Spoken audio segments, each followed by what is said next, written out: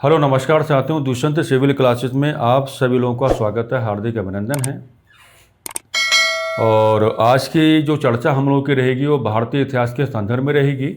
और भारतीय इतिहास के संदर्भ में जो आज जिस मुद्दे को हम लोग अपनी क्लास के माध्यम से डिस्कस करके चलने वाले हैं उसका टाइटल हम आपको देना चाहेंगे। और इसका जो रेस्पेक्टिव टाइटल आपका बनेगा, हमें आज ये डिस्कस करना है कि भारतीय इतिहास में राज्य जैसी व्यवस्था का जो प्रॉपर ओरिजिन हुआ है, यानी कि भारतीय इतिहास के संदर्भ में राज्य जैसी व्यवस्था का जो प्रॉपर ओरिजिन है, जो आपका उद्भव है, इस उद्भव को किस तरीके से आप लोग कैलकुलेट करके चलोगे। अच्छा, अगर इस टाइटल के बिहाफ पे आप अपनी चर्चा को आगे बढ़ाने की बात करोगे तो देखो आपके दो प्रकार के फ़ायदे होते हैं। पहला फ़ायदा तो ये होता है कि आपके सामने एक फैक्चुअल इन्फॉर्मेशन अपने आप ही आती रहेगी। दूसरा फ़ायदा ये होगा कि जिन लोगों को आने वाले समय में मुख्य परीक्षाओं के माध्यम से आगे बढ़ना है, मुख्य परीक्षा का मतलब क्या हो जाता है यहाँ पर एक तरीके से कि जहाँ आपको बातों को लिख करके आना पड़ेगा। तो अगर आप अपनी बातों को लिखने की बात करते हैं तो आपके पास एक प्रॉपर कंटेंट होना चाहिए, तो वो कंटेंट भी इस चर्चा के माध्यम से आपके सामने आ ही जाएगा। ठीक है। अच्छा, जैसा कि आप जानते हैं कि कल टीचर्स डे रहा और हमारा बहुत मन कर रहा था कि हम आपके बीच में रहें, लेकिन कल व्यस्तता इतनी ज़्यादा हो गई कि हम चाहकर भी आपके बीच में नहीं आए। उसके लिए हम क्षमा प्रार्थी हैं और आप लोग इस बात को थोड़ा समझ कर भी चलेंगे। तो ठीक है, इसी बैकग्राउंड के आलोक में क्या है, हम अपनी चर्चा को थोड़ा स्टार्ट कर लेते हैं। तो सबसे पहले हम लोग क्या हेडिंग बना लेते हैं, और जो आपका रेस्पेक्टिव हेडिंग यहाँ पर होगा, तो रेस्पेक्टिव हेडिंग क्या होगा आपका, origin of state. Origin of state, origin of state Hindi में आप क्या कहेंगे, और राज्य जैसी व्यवस्था का क्या आपका उद्भव है। अब इतना समझ दो कि जब आप ओरिजिन ऑफ स्टेट की बात करोगे तो राज्य जैसी व्यवस्था के उद्भव पर जब आप चर्चा करने की बात करोगे तो इतना आपके समझ में आना चाहिए कि यहाँ जो संपूर्ण चर्चा आपको मिलेगी वो प्राचीन भारतीय इतिहास के संदर्भ में ही मिलेगी। क्योंकि अगर आप ये कहने की कोशिश करोगे कि प्राचीन भारतीय इतिहास के संदर्भ में राज्य जैसी व्यवस्था का अभाव है, या राज्य जैसी व्यवस्था का जो अभाव को लेकर के आप ये कहने की कोशिश करोगे कि राज्य जैसी व्यवस्था का इंडियन कॉन्टेक्स्ट में जो वेरी फर्स्ट ओरिजिन है वो मिडाइवल पीरियड में आपको दिखाई पड़ता है, तो कहीं ना कहीं आप क्या है, प्राचीन भारतीय इतिहास के तहत अन्याय करके चलोगे। और आपको इनजस्टिस करके नहीं चलना है साथियों, बल्कि आपको क्या करना है, जस्टिस यानी कि न्याय करके चलना है। तो जो भी आपकी मेजर कैलकुलेशंस होंगी, उन कैलकुलेशन का जो कंप्लीट एसोसिएशन होगा वो आपको कहाँ जोड़ के चलना है, तो आप सीधा क्या कहेंगे, एंशिएंट इंडियन हिस्ट्री। आप सीधा क्या कहेंगे, प्राचीन भारतीय इतिहास, that means ancient Indian history. आपको यहाँ पर क्या साथियों कह करके चलना पड़ेगा। ठीक है। अगर हम इसका वेरी इनिशियल डिस्कशन बनाते हैं, देखो समझ लो बातों को, एक सीक्वेंस तो आपको बना करके चलना पड़ेगा ना, क्योंकि विदाउट सीक्वेंस आप प्रॉपरली वैल्यूज को कैलकुलेट नहीं कर पाओगे। तो अगर आप इसका वेरी इनिशियल, अगर आप इस व्यवस्था का वेरी इनिशियल डिस्कशन करने की बात करोगे, वेरी इनिशियल डिस्कशन अगर आप इस व्यवस्था का करने की बात करोगे, तो वेरी इनिशियल डिस्कशन के रिगार्डिंग आप यहाँ पर दो प्रकार के एस्पेक्ट बनाने की बात करोगे। एक एस्पेक्ट आपका क्या हो जाएगा, स्टोन एज, जिसको आप हिंदी में क्या कहते हो, पाषाण काल। और एक एस्पेक्ट हम लोग क्या लेके चलेंगे साथियों, हड़प्पा सिविलाइजेशन, जिसको आप हिंदी में हड़प्पा सभ्यता कहते हैं। एक एस्पेक्ट आपका क्या मिलेगा, हड़प्पा सिविलाइजेशन, और फर्स्ट वाला आप क्या लेके चलेंगे, स्टोन एज आप लेकर के चलेंगे। और मैंने पहले भी आपको कई बार ये समझाने की कोशिश की होगी कि अगर आप मानव का प्रारंभिक विकास क्रम समझना चाहते हैं तो मानव के प्रारंभिक विकास क्रम के संदर्भ में स्टोन एज की जो very strong, very calculative and very positive calculations हैं, उनको समझना और उन पर डिस्कशन करना क्या है, आपकी एक मेजर नेसेसिटी यहाँ पर हो जाती है। ठीक है। आप ये पाएंगे कि अगर हम स्टोन एज की बात करेंगे तो स्टोन एज में आप ये पाएंगे कि मानव का प्रत्येक प्रकार का डेवलपमेंट आपको मिलेगा। अगर आप स्टोन एज में देखेंगे तो मानव का जो डेवलपमेंट है, उस डेवलपमेंट के डिफरेंट एस्पेक्ट आपको दिखाई पड़ेंगे साथियों। इस विकास के क्या हैं, डिफरेंट एस्पेक्ट आपको दिखाई पड़ेंगे।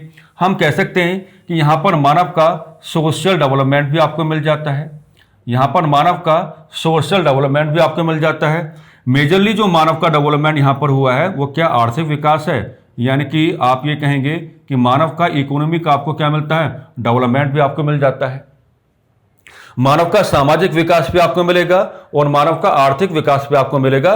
लेकिन एक चौंकाने वाली खबर यह है कि स्टोन एज में जो मानव है उसका जो आपका पॉलिटिकल डेवलपमेंट है साथियों, यानी कि जो राजनीतिक विकास है, तो पॉलिटिकल डेवलपमेंट आपका क्या है, स्टोन एज में नहीं होता है। यानी कि पाषाण काल में जब मानव के प्रारंभिक विकास क्रम को आप समझने की बात करते हो तो मानव के प्रारंभिक विकास क्रम को समझते हुए आपको ये तो मिल जाएगा कि मानव का सामाजिक विकास हुआ है, दैट मीन्स सोशल डेवलपमेंट हुआ है, या मानव का इकोनॉमिक डेवलपमेंट हुआ है, दैट मीन्स आर्थिक विकास हुआ है। बट साथियों हम चाहकर भी ये नहीं कह सकते कि पाषाण काल के आलोक में मानव ने अपने प्रारंभिक विकास क्रम के संदर्भ में अपना कोई राजनीतिक विकास किया, बिल्कुल नहीं किया। That means we easily can say कि in the light of stone age ना तो आपको स्टेट का कॉन्सेप्ट दिखाई पड़ेगा, ना तो आपको स्टेट का कॉन्सेप्ट दिखाई पड़ेगा, और मेरे प्यारे साथियों ना ही आपको किंग जैसी व्यवस्था का कॉन्सेप्ट दिखाई पड़ेगा।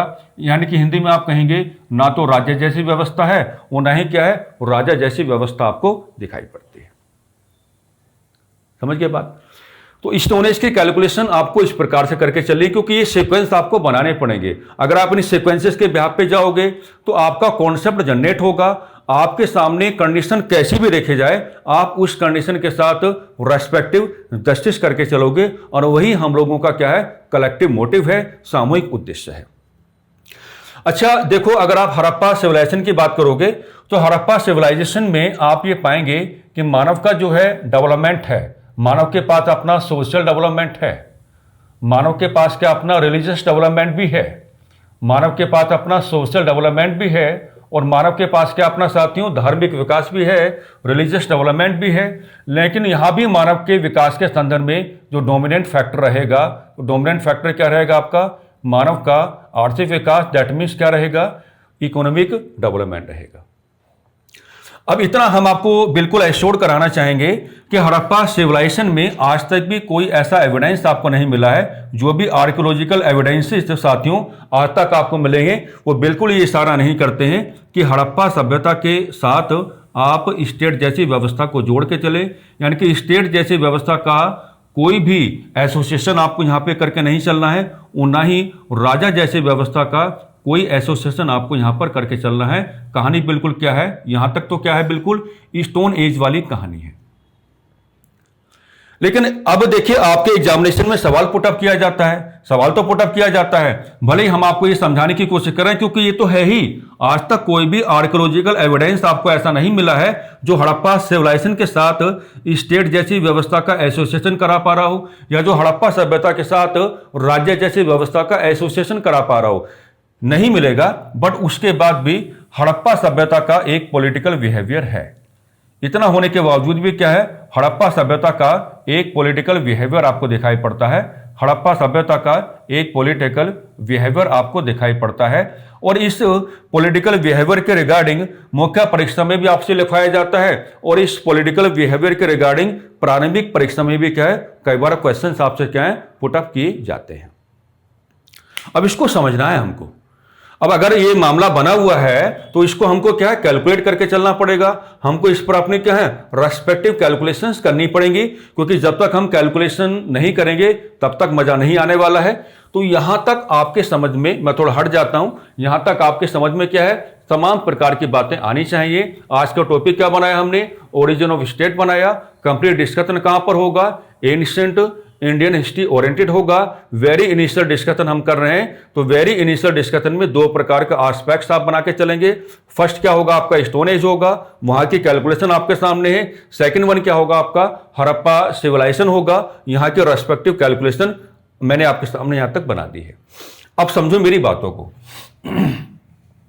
क्योंकि देखो वो परेशान करता है जिन लोगों को मेंस एग्जामिनेशन में हड़प्पा सभ्यता के पॉलिटिकल बिहेवियर को लिखना होगा, उनको भी अपने आप को सावधान करने की आवश्यकता है। और जिन विद्यार्थियों को प्रारंभिक परीक्षाओं के माध्यम से या जहां केवल ऑब्जेक्टिव टाइप के क्वेश्चंस आपको मिलते हैं, वहां पर अगर इसके साथ आपको जस्टिस करके चलना पड़ेगा, तो फिर आज आपको ये हम बताना चाहेंगे कि आपका रेस्पेक्टिव बिहेवियर क्या होना चाहिए, किस प्रकार से आप हड़प्पा सभ्यता के पॉलिटिकल बिहेवियर को क्या है, अप्रोच करने की बात करेंगे।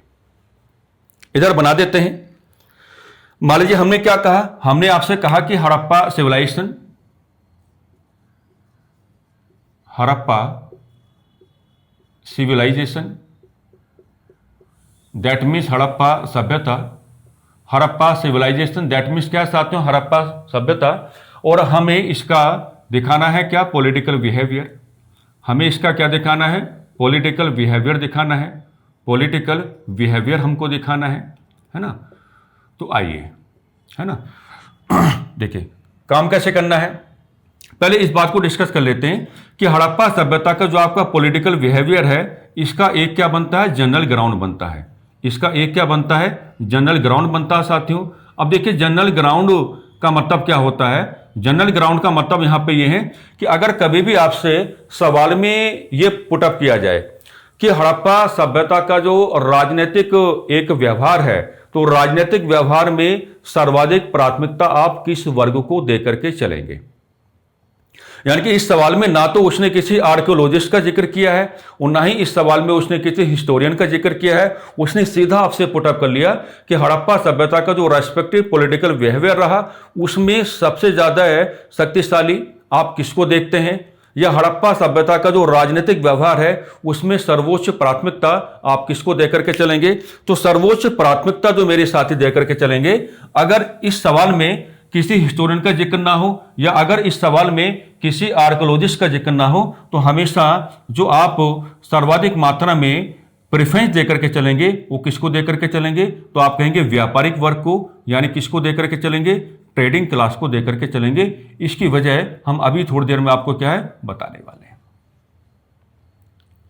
अब यहां पर एक होगा इसका, एक तो मेरी ये तो आप जनरल ग्राउंड आपका होगा। जनरल ग्राउंड में आपको बता के चलना पड़ेगा कि हड़प्पा सभ्यता के राजनीतिक व्यवहार के आलोक में जो आपका प्रीफर्ड क्लास होगा, तो प्रीफर्ड क्लास आपका कौन सा होगा साथियों, व्यापारिक वर्ग होगा। यह सवाल कई बार आया है और आगे भी क्या है आता रहेगा। कई बार क्या होता है कि वो एक आर्कियोलॉजिस्ट का जिक्र आपके सामने करेगा। कई बार क्या होता है वो क्या है, एक आर्कियोलॉजिस्ट का, आर्कियोलॉजिस्ट यानी कि पुरातात्विक विद का जिक्र आपसे करेगा। और ये जो आपके पुरातात्विक विद है इनका नाम क्या है, स्टुअर्ट पिगट, स्टुअर्ट पिगट करके आपको दिखाई पड़ते हैं। और ये जो स्टुअर्ट पिगट करके आपको दिखाई पड़ते हैं, इनके अकॉर्डिंग अगर आपसे क्वेश्चन पुटअप किया जाता है, तो जब इनके अकॉर्डिंग आपसे क्वेश्चन पुटअप किया जाएगा तो आप पता किसको बताएंगे, आप किसको बताएंगे, पुरोहिता क्लास। इनका यह मानना था कि हड़प्पा सभ्यता के राजनीतिक व्यवहार के अंतर्गत अगर आपको सर्वाधिक मात्रा में प्राथमिकता देनी है, तो जब आप सर्वाधिक मात्रा में प्राथमिकता देने की बात करेंगे तो फिर आपको सर्वाधिक प्राथमिकता किसको देनी चाहिए, पुरोहित वर्ग को। तो हमने दोनों बातें आपको बता दी हैं। एक जनरल ग्राउंड होगा, जनरल ग्राउंड में ना तो किसी आर्कियोलॉजिस्ट का रेफरेंस आपको देगा, ना किसी हिस्टोरियन का रेफरेंस आपको देगा, और without any proper reference of any archaeologist and any historian आपसे पुटअप करने की कोशिश करेगा कि हड़प्पा सभ्यता के राजनीतिक व्यवहार के अंतर्गत आप सर्वाधिक प्राथमिकता किसे देना चाहेंगे। तो वहां आपको ट्रेडिंग क्लास दैट मीन्स व्यापारिक वर्ग को देनी है। और अगर स्टुअर्ट पिगट के अकॉर्डिंग आपसे पुटअप करेगा तो यहां जो आप प्रीफर्ड क्लास निकालेंगे तो क्या होगा आपका, हिंदी में पुरोहित वर्ग हो जाएगा, इंग्लिश में क्या हो जाएगा आपका, पुरोहिता क्लास हो जाएगा। अब इसका भी हमको आपको यह सिखाना है कि वेरी साइंटिफिक ग्राउंड क्या रहेगा, वेरी साइंटिफिक, इसका भी वेरी साइंटिफिक ग्राउंड क्या रहेगा। अब देखो वेरी साइंटिफिक ग्राउंड जो रहेगा है ना, तो वेरी साइंटिफिक ग्राउंड में जो आप हमेशा प्रेफरेंस देकर के चलेंगे, जो आप हमेशा क्या प्रेफरेंस देकर के चलेंगे, वो हमेशा किसको देकर चलेंगे, व्यापारिक वर्ग को देकर के चलेंगे, यानी कि ट्रेडिंग क्लास को देकर के चलेंगे। ऐसा मैंने इस नाते कहा कि स्टुअर्ट पिगट से हम थोड़े नाराज हैं और स्टुअर्ट पिगट से हमारी नाराजगी बिल्कुल जायज है। असल में हमारी स्टुअर्ट पिगट से नाराजगी इतनी है कि भी आपने ये तो कह दिया कि भी अगर आप हड़प्पा सभ्यता के राजनीतिक व्यवहार के आलोक में सर्वाधिक प्राथमिकता पुरोहित वर्ग को दिलवाना चाहते हैं, तो फिर आपको बात कहने के दौरान यह भी सोचना चाहिए था क्या वाकई में हड़प्पा सभ्यता के पास आज तक ऐसी कोई साइट है जहां से मंदिरों के साक्ष्य मिले हैं। दिमाग पे जोर डालो। अगर हम स्टुअर्ट पिगट की बातों को मान लें और यह कहना प्रारंभ कर दें कि हड़प्पा सभ्यता के राजनीतिक व्यवहार के अंदर मोस्ट प्रीफर्ड क्लास कौन सा माना जाए, पुरोहिता क्लास माना जाए, तो अगर आप उसको मोस्ट प्रेफर्ड क्लास बनाने की बात कर रहे हैं तो भैया वो अपने हितों को क्या संरक्षण नहीं देगा?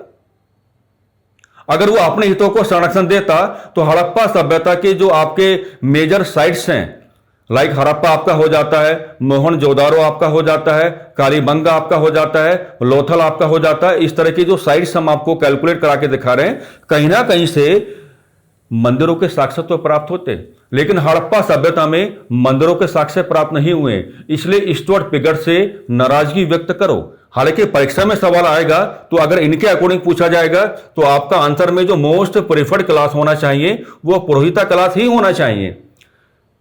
लेकिन नाराजगी व्यक्त करो, ऐसे विद्यार्थीगण नाराजगी व्यक्त करके चलेंगे जिनको कभी लिखने का मौका मिलेगा तो लिखने के मौके में आपको क्या है, तर्कसंगत बातें करनी होती हैं। और तर्कसंगत बातें ये एक आप कर सकते हैं कि अगर ऐसा होता तो मंदिरों के साक्ष्य मिलने चाहिए थे, मंदिरों के साक्ष्य नहीं मिले, अर्थात स्टुअर्ट पिगट अपना कुछ मनमाना व्यवहार कर रहे हैं।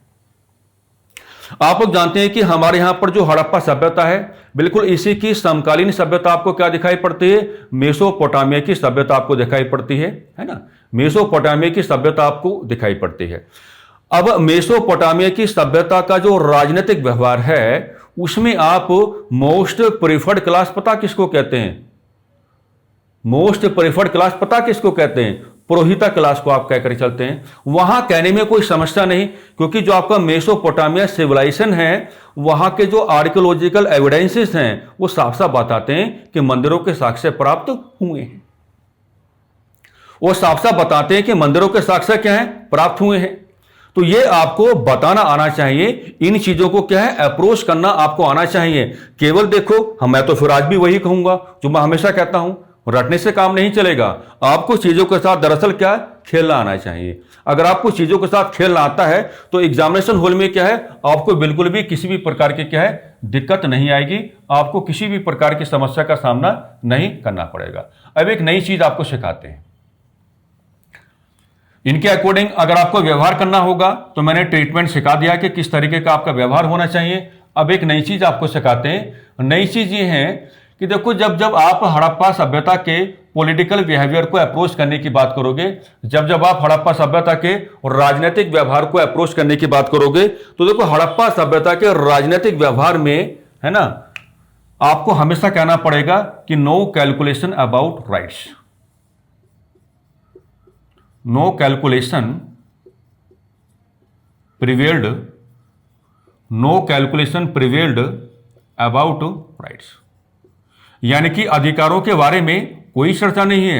जनरली जब हम पॉलिटिकल बिहेवियर की बात करते हैं तो हमें अधिकारों की चर्चा करनी पड़ती है, लेकिन हड़प्पा सभ्यता का जो आपका रेस्पेक्टिव पॉलिटिकल बिहेवियर है उसमें अधिकारों की कोई चर्चा आप नहीं करेंगे।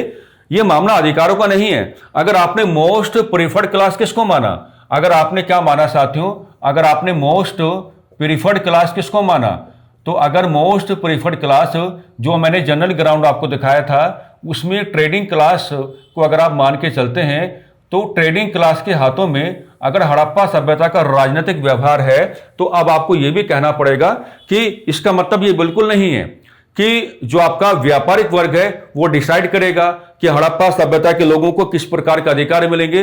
भैया जी, इसमें अधिकारों की कोई चर्चा नहीं है, आपको इसमें अधिकारों की चर्चा नहीं करनी है, बल्कि ये जो आपका पॉलिटिकल बिहेवियर है इसमें डिस्कशन क्या करना है, डिस्कशन अबाउट रेगुलेशन आपको करना है, डिस्कशन अबाउट रेगुलेशन आपको करना है, डिस्कशन अबाउट रेगुलेशन आपको करके चलना है, रेगुलेशन आपको करके चलना है। हम आपको बताते हैं कि हड़प्पा सिविलाइजेशन का जो आपका मेजर, हड़प्पा सिविलाइजेशन का जो मेजर आपका करैक्टरिस्टिक्स है, हड़प्पा सभ्यता का जो मेजर करैक्टरिस्टिक्स है वो क्या है, वो है टाउन प्लानिंग। वो क्या है, टाउन प्लानिंग। तो आप जितना इस टाउन प्लानिंग के साथ अपने आप को जोड़ने की बात करोगे उतना ही क्या आप बढ़िया न्याय करने की बात करोगे। यानी कि हम ये समझाने की कोशिश कर रहे हैं कि अधिकारों की चर्चा तो आपको नहीं करनी है, चर्चा आपको किसकी करनी है, एक रेगुलेशन की करनी है। रेगुलेशन लेकर के कौन आएगा, ट्रेनिंग क्लास लेकर के आएगा, और किस पर लेकर आएगा, हड़प्पा वासियों पर लेकर के आएगा। और क्यों लेकर के आएगा, क्योंकि हड़प्पा सिविलाइजेशन का जो मेजर करैक्टरिस्टिक्स आपको दिखाई पड़ता है वो टाउन प्लानिंग आपको दिखाई पड़ता है। तो मामला कुल मिलाकर के ये बना कि इस राजनीतिक व्यवहार में रेगुलेशन है, और रेगुलेशन के माध्यम से आपको ये एश्योर करा के चलना पड़ेगा कि जो आपके हड़प्पन्स हैं, यानी कि जो आपके हड़प्पावासी हैं, जो आपके हड़प्पन्स हैं, दैट मीन जो आपके हड़प्पावासी हैं, ये हड़प्पावासी जो हैं हड़प्पा सभ्यता की टाउन प्लानिंग पर कोई नेगेटिव इंपैक्ट ना लाएं। हड़प्पा सभ्यता की जो टाउन प्लानिंग है, इस टाउन प्लानिंग पर क्या है, कोई नेगेटिव इंपैक्ट लेकर के ना आए, कोई नेगेटिव इंपैक्ट लेकर के ना आए। इतना है केवल। इसलिए मैंने शुरुआत में आपको बता दिया, मेरी सारी बातें आपको बड़े प्यार से ठहराव के साथ समझा दी कि आपका रेस्पेक्टिव बिहेवियर क्या होना चाहिए। स्टेट नहीं मिलेगा, किंग नहीं मिलेगा। यहां पुरोहित वर्ग को आपको उतनी प्राथमिकता नहीं देकर के चलनी है जितनी व्यापारिक वर्ग को आपको प्राथमिकता देकर के चलनी है। और व्यापारिक वर्ग को आप राजा कहने की कोशिश नहीं करेंगे, वो राजा नहीं है, बस वो एक रेगुलेशन लेकर के आ रहा है इस पॉलिटिकल बिहेवियर की लाइट में, ताकि हड़प्पावासी अपने व्यवहार के माध्यम से वहां की टाउन प्लानिंग को नेगेटिव बनाने का कार्य ना करें। इसलिए शुरुआत में हमने आपको बता दिया कि हड़प्पा सभ्यता का अपना एक पॉलिटिकल बिहेवियर तो है, बट उसमें ना तो स्टेट की कोई कैलकुलेशन है और ना ही क्या है, राजा की कोई कैलकुलेशन है। यह समझ में आपको आ जाना चाहिए। यहां तक आपको कोई दिक्कत मेरे हिसाब से बिल्कुल भी नहीं होगी। अगर रहेगी तो मैं हमेशा बोलता हूं कि आप ऑफलाइन कमेंट के माध्यम से अपना जो कंफ्यूजन है आप उसको रेज कर सकते हैं, आप उसको क्या इस्टेब्लिश करके चलेंगे। अब अगला सीक्वेंस जो आप बनाएंगे, है ना, अगला सीक्वेंस जो बनेगा, बस वहीं से हम ये जान पाएंगे कि प्राचीन भारतीय इतिहास के संदर्भ में जो स्टेट का ओरिजिन है, प्रॉपर ओरिजिन जो है वो कहां है और किस तरीके से आपको क्या है दिखाई पड़ता है। आइए देखो, अगर इंडियन कॉन्टेक्स्ट में आप आर्यांश को कैलकुलेट करने की बात करते हो, अगर आप इंडियन कॉन्टेक्स्ट में अगर आप साथियों आर्यांश को कैलकुलेट करने की बात करते हैं, तो देखो आर्यांश का जो आपका बिहेवियर आपको मिलेगा, आर्यांश का जो आपको रेस्पेक्टिव बिहेवियर आपको दिखाई पड़ेगा, तो मेरे प्यारे साथी क्या कहेंगे, रेस्पेक्टिव बिहेवियर आपको कहां दिखाई पड़ेगा, वैदिक एज में आपको दिखाई पड़ेगा। कहां दिखाई पड़ेगा, वैदिक एज में आपको दिखाई पड़ेगा। और वैदिक एज का भी जो फर्दर क्लासिफिकेशन है वो दो तरीके से आपके सामने आता है। एक को आप क्या कहते हैं, ऋग्वैदिक पीरियड कह देते हैं, यानी कि हिंदी में क्या कह देते हैं, ऋग्वैदिक काल कह देते हैं। और एक को आप लोग क्या कह देते हैं, लेटर वैदिक पीरियड कह देते हैं। दैट मीन्स आप इसको क्या कहते हैं, उत्तर वैदिक काल कहने की कोशिश करते हैं, लेटर वैदिक पीरियड, लेटर वैदिक पीरियड। अगर आप वैदिक एज में चाहे मामला ऋग्वैदिक पीरियड का हो या चाहे मामला किसका हो, लेटर वैदिक पीरियड का हो, अगर आप जो आर्यांश हैं इनका जो बिहेवियर है, इसमें अगर आप मेजर कैलकुलेशन करेंगे पॉलिटिकल बिहेवियर की, इसमें अगर आप मेजर कैलकुलेशन करते हैं पॉलिटिकल बिहेवियर की, तो देखो पॉलिटिकल बिहेवियर की जब आप कैलकुलेशन करने की बात करोगे तो आज के बाद हमेशा ऐसे करना, यानी कि ऋग्वैदिक पीरियड को सबसे पहले क्या दो, सबसे पहले दो एक ज्योग्राफिकल रीजन, इस तरीके से सबसे पहले क्या दो, एक ज्योग्राफिकल रीजन दो। और ये जो आपका ज्योग्राफिकल रीजन होगा, ये जो आपका क्या होगा, ज्योग्राफिकल रीजन होगा, ये जो आपका क्या होगा साथियों, भौगोलिक क्षेत्र होगा। इस भौगोलिक क्षेत्र का अब क्या करो, है ना, इसको रिप्रेजेंट करना सीखो। तो ऋग्वैदिक पीरियड में इस भौगोलिक क्षेत्र को आप कभी स्टेट नहीं कहेंगे, आप क्या कहेंगे, स्टेट नहीं कहेंगे, बल्कि आप इसको क्या कहेंगे, क्लेन कहेंगे। आप इसको क्या कहेंगे, क्लेन कहेंगे। और जो क्लेन है उसको हिंदी में क्या कहा जाता है, कबीला कहा जाता है। उसको हिंदी में क्या कहा जाता है, कबीला कहा जाता है। और जिसको आपने कबीला कहा है, इसके हेड को या इसका जो मुखिया होगा, इसके हेड को आप क्या नहीं कहेंगे, आप किंग नहीं कहेंगे, बल्कि आप क्या कहेंगे, जनस्य गोपा कहेंगे। आप क्या कहेंगे, जनस्य गोपा। क्या कहेंगे साथियों, जनस्य गोपा कहेंगे। हम साथ ही साथ में आपको यह भी बता के चलते हैं कि ऋग्वैदिक पीरियड में जो आर्यांश की जो भी कैलकुलेशन आपके सामने आते हैं वो ऋग्वेदा के अकॉर्डिंग आते हैं। और ऋग्वेदा में जो किंग जैसी टर्मिनोलॉजी है, अर्थात जो राज्य जैसे शब्दावली है, उसका जिक्र केवल एक बार हुआ है। अर्थात आप बड़े प्यार के साथ कह सकते हैं कि ऐसा देखने से ऐसा लगता है कि ऋग्वैदिक काल में राजा जैसी शब्दावली ने अपनी लोकप्रियता प्राप्त नहीं की, अपनी लोकप्रियता हासिल नहीं की।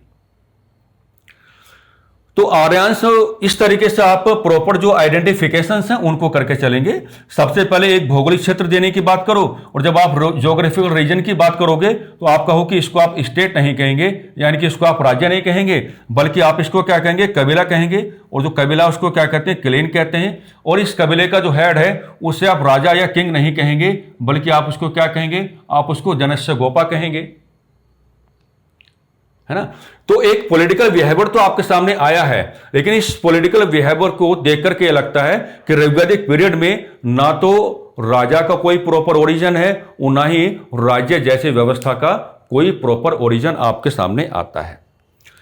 अगर आप लेटर वैदिक पीरियड को अप्रोच करने की बात करोगे साथियों, अगर आप लेटर वैदिक पीरियड को अप्रोच करने की बात करोगे तो लेटर वैदिक पीरियड को भी क्या है, आप एक रेस्पेक्टिव क्या देंगे, ज्योग्राफिकल रीजन देने की बात करेंगे। रेस्पेक्टिव ज्योग्राफिकल क्या है, रीजन देने की बात करेंगे। अच्छा, ऐसा हो गया क्या? ऐसा नहीं होना चाहिए, ऐसा होना चाहिए।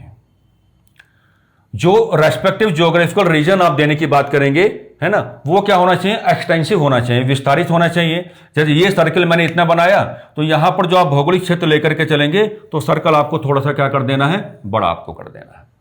तो ये जो आपका रेस्पेक्टिव ज्योग्राफिकल रीजन बनेगा, इसका एक आइडेंटिफिकेशन तो आप ऐसे करके चलेंगे कि इसका जो क्षेत्र है, इसका जो क्षेत्र है वो ऋग्वैदिक काल की तुलना में क्या होगा, थोड़ा विस्तारित आपको दिखाई पड़ेगा। लेकिन विस्तारित होने के बावजूद भी आप इस भौगोलिक क्षेत्र को क्या नहीं कहेंगे, आप स्टेट नहीं कहेंगे। अभी भी जो आर्यांस हैं लेटर वैदिक पीरियड में, वो कबीलाई समाज या कबीलाई पद्धति के अकॉर्डिंग आपको अपने आप को आगे बढ़ाते हैं। यानी कि अभी भी इस ज्योग्राफिकल रीजन को आपको क्या कहना पड़ेगा, क्लेन कहना पड़ेगा। दैट मीन्स हिंदी में आपको क्या कहना पड़ेगा, अभी भी इसको आपको कबीला ही कह करके चलना पड़ेगा। हाँ, एक परिवर्तन हो गया है। एक परिवर्तन क्या हो गया है कि इसका जो मुखिया आपको नजर आएगा, इसका जो हेड आपको नजर आएगा, अब इसके हेड को आप क्या है, आप जनस्य गोपा नहीं कहेंगे, जनस्य गोपा नहीं कहेंगे, जनस्य गोपा नहीं कहेंगे, बल्कि इसके हेड को आप क्या कहेंगे, किंग कहेंगे। तो प्राचीन भारतीय इतिहास के संदर्भ में राज्य जैसी शब्दावली या व्यवस्था का जो प्रॉपर ओरिजिन पहली बार हुआ है वो कब हुआ है, वो लेटर वैदिक पीरियड में क्या है, आपके सामने आता है। मैंने हमेशा इस बात को बड़ा अच्छे से समझाने की कोशिश की है कि इसमें परिवर्तन की किसी भी प्रकार की कोई गुंजाइश नहीं है। आपको लग रहा होगा कि लेटर वैदिक पीरियड में जो आपका ज्योग्राफिकल रीजन है वो ऋग्वैदिक पीरियड के कंपैरिजन में क्या है, एक्सटेंसिव है, विस्तारित है। और इसके हेड को हम जनस्य गोपा नहीं कह रहे हैं, बल्कि हम क्या कह रहे हैं, राजा कहने की कोशिश कर रहे हैं। तो जब इसके मुखिया को हमने राजा कह दिया, तो इस भौगोलिक क्षेत्र को हम राज्य क्यों नहीं कह रहे हैं, क्योंकि इस भौगोलिक क्षेत्र को सातों राज्य हमने इस नाते नहीं कहा है, क्योंकि अब हम आपको फाइनली एक कंक्लूजन देने जा रहे हैं। क्योंकि इससे आगे का जो सीक्वेंस आप बनाते हैं उसको कहते हैं महाजनपद काल।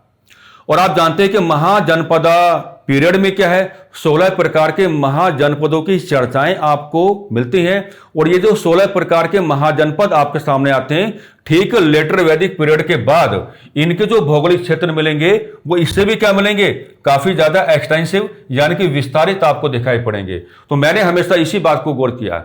यहां ठहराव रखो, इतिहास में तुरंत कंक्लूजन नहीं देते हैं, यहां ठहराव बना के रखो। भले इसके हेड को आपने किंग कहने की कोशिश की है, लेकिन आप इसको राज्य के साथ नहीं जोड़ के चलेंगे, क्योंकि यहां अगर आपने इसको राज्य के साथ जोड़ दिया तो जो महाजनपद काल में 16 प्रकार के महाजनपद आज आपके सामने आते हैं उनके साथ न्याय करना क्या हो जाएगा, एक टिपिकल टास्क हो जाएगा। आपको न्याय करके चलना पड़ेगा और यह कहना पड़ेगा कि 600 BC में ही जैसे आपका लेटर वैदिक पीरियड अपने आप को एंड करेगा, 600 BC में ही, दैट मीन्स 600 BC में ही जो महाजनपदों की व्यवस्था आपके सामने आती है।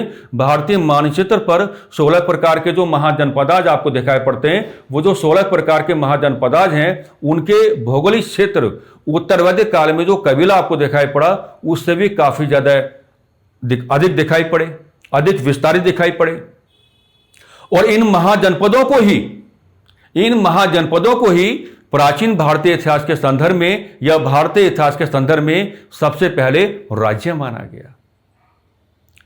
तो चर्चा का निष्कर्ष क्या निकला कि 600 BC में महाजनपद काल के अंतर्गत 16 महाजनपदों के रूप में भारतीय इतिहास के संदर्भ में या प्राचीन भारतीय इतिहास के संदर्भ में राज्य जैसी व्यवस्था का प्रॉपर ओरिजिन आपके सामने आता है। अब जहां आपको लिखने का मौका मिले वहां आप लिख डालो, और जहां आपको थोड़ा प्रारंभिक परीक्षाओं या वस्तुनिष्ठ जो प्रकृति के आपके क्वेश्चंस होते हैं उनको अगर आपको अटेम्प्ट करके चलना पड़ेगा तो आप उनको भी क्या इजीली अटेम्प्ट कर पाओगे। अब किसी प्रकार की इस टॉपिक में कोई समस्या आपको नहीं रहेगी। ठीक है, तो ठीक है जी, आज की चर्चा को यहीं पर हम लोग क्या समाप्त करते हैं, और मैं वही सीक्वेंस बना के रखूंगा, एक दिन हिस्ट्री एक दिन पॉलिटी। ओके, एक दिन हिस्ट्री एक दिन पॉलिटी, इस तरीके से हम लोग क्या वैल्यूज को डिस्कस करते रहेंगे। और मैंने पहले भी आपको कहा था कि जो भी हम डिस्कशन कर रहे हैं अगर पॉसिबल हो पाए आपके लिए तो डिस्कशन जो मैं कर रहा हूं, जो भी ड्राफ्टिंग में बनाता हूं, इनको थोड़ा नोट डाउन करके भी चला करो, और नोट डाउन करके चला करो, और अपने अकॉर्डिंग इनको रेस्पेक्टिव लैंग्वेज देने का काम करो। इनको समझ करके ड्राफ्टिंग बना लो, समझ लो, माइंड में कैलकुलेट होने लगे तो इनकी क्या है, आप क्या है रेस्पेक्टिव लैंग्वेज बनाओ अपने अकॉर्डिंग, देखना कितना मजा आएगा। आपके ऐसे ऐसे कॉन्सेप्ट बिल्डअप होंगे, आपके ऐसे ऐसे कॉन्सेप्ट जनरेट होंगे कि ईश्वर की कृपा से आपको समस्या का सामना नहीं करना पड़ेगा। समाधान क्या है अपने आप ही आपके सामने आते रहेंगे। बस इन्हीं सकारात्मक शब्दों के साथ आज की क्लास को हम विराम देना चाहेंगे। ठीक है, नमस्कार, धन्यवाद।